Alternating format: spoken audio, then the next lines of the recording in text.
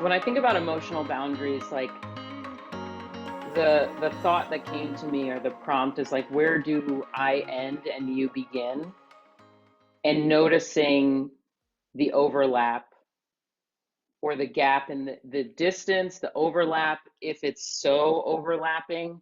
I think it's really important to help children and people understand that, the experiences and the feelings that I have are my truth, they're mine, and the experiences and feelings that you have are yours, and that's your truth.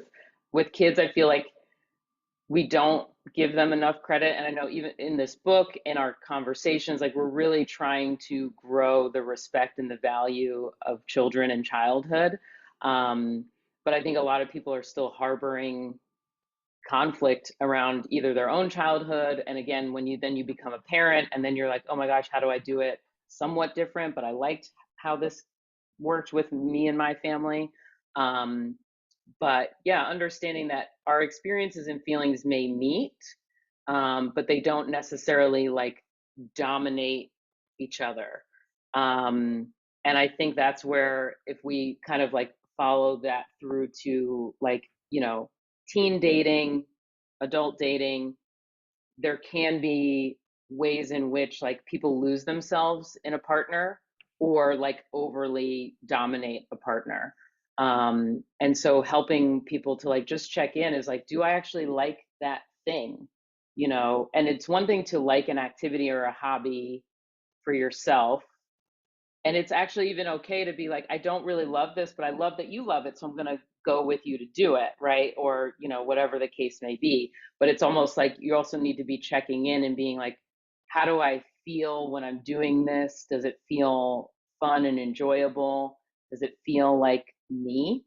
Or does it feel like I'm just trying to meet this person's highest value, in the sense of like, oh, I got to be with a partner who loves to ski and do this and do that. And I'm like, I want to be in the lounge having a nice little beverage and warm and cozy. So if we can't do those things and still have a good time together, then we might need to look at the relationship, and does the relationship stay, or does it need to, you know, go away, you And know? also right, and sharing things, right? Like they get to start learning, whether it's your child asks you a question, and it might not be the time to talk about it, or that they also know there's things that they might feel in their hearts that they're not ready to talk about, or someone who's asking them that they're not comfortable sharing. Like, how can Hmm. we support kind of that piece of it, do you think?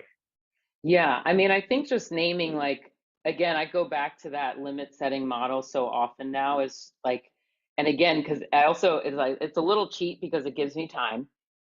But yes, a kid asks me something like, oh, are you married? Or, oh, do you have kids? Or how old are you?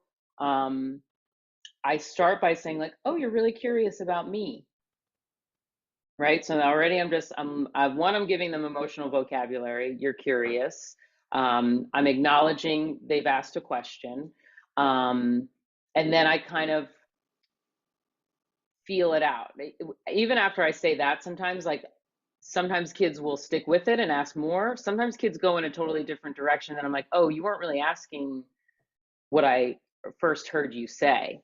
And if it's something that I don't feel comfortable sharing, I usually say, like, well, that's not something, therapists talk about with their clients.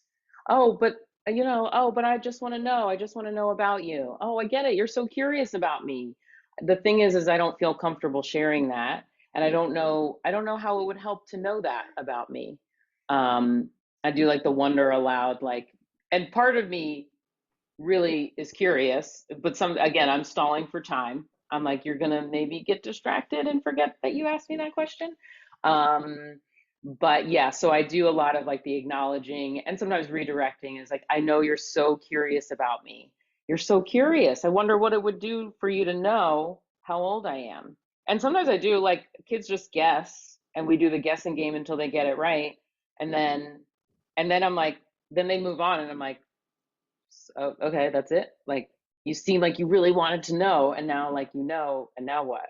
Right?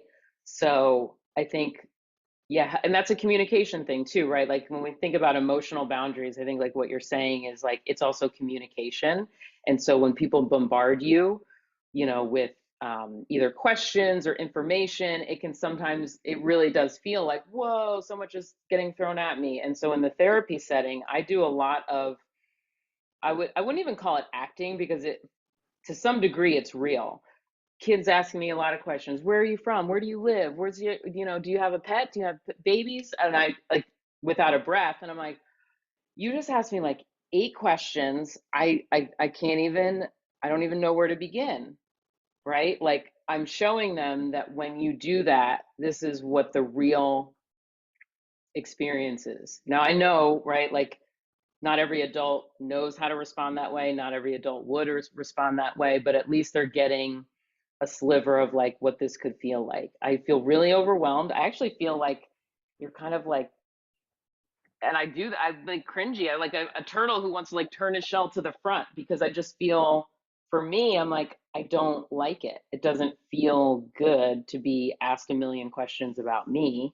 And there's been cases too where like if I have my phone, I had a kid who picked up the phone and I was like, it feels like you're like reading my diary. And I don't really like how that feels. Before I even got into like, to put the phone down, don't touch my phone. Like, we'll get to that. But I wanted them to know that when you pick up somebody's personal thing and you don't even, you didn't ask, you just went in it. And they're like, you don't have a passcode. And I'm like, I kind of don't feel like I should have to have one because somebody usually would ask me before they just grab my phone. Um, so like and again, it's non-judgmental in the sense I'm not trying to drive out connection in the relationship. Because we're in therapy, I'm really focused on like, I want to stay in relationship with you, but I'm going to do it in a way that feels safe and comfortable for me too. So when you pick up my phone, it really feels like my privacy is kind of just being, who cares how Malia feels? I just want to look at her phone. And it doesn't really feel that good. And I feel worried. I feel like if you wanted to ask me a question, it might be something I could answer, but the reality is I can't answer every question. And again, for me, regulating, I'm thinking about that situation. I had a couple of phone situations. There's an anxiety that rises that I feel physically that I name that to him like, oh, I'm feeling worried. My shoulders are going up. I feel tense. Whew, I'm going to breathe and just relax my shoulders and I'm going to wiggle it out. I would really like if you put my phone away for now and maybe ask me something because then I might be able to answer you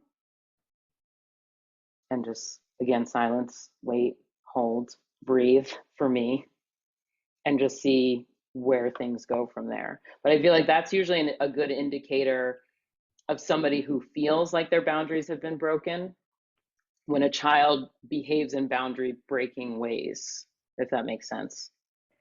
It does. I think I really like the idea of showing them the real world, right? And in a very safe and healthy environment. Or would you recommend being like, it's mommy's phone and that's okay, but kind of warn them sometimes and say like other people, is that like an okay way to say it? But like we don't really touch other people's phones without asking, in our Yeah. house, Mm-hmm. we Mm-hmm. are allowed, if there's something that you want to make sure once you want somebody to ask, like your truck, Right. or one Right. of your toys, but we might need help establishing that in the house versus our phone, they can pick it up.